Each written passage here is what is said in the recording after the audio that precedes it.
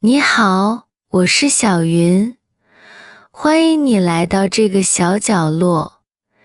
今天是我们一起读中文的第一天。今天的短文叫《我学中文》，我们一起慢慢来。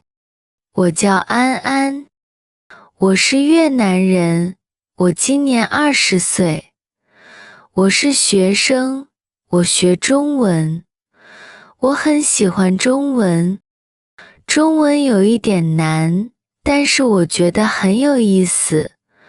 我每天学一点中文，早上我读课文，下午我写汉字，晚上我听中文歌，也看中文视频。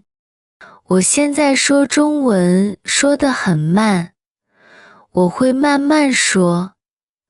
我觉得学中文很开心，我想交中国朋友，也想有一天去中国旅游。我想和中国朋友说话。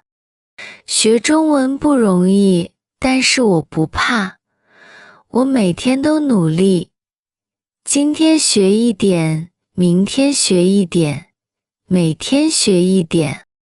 我相信慢慢来，一定会越来越好。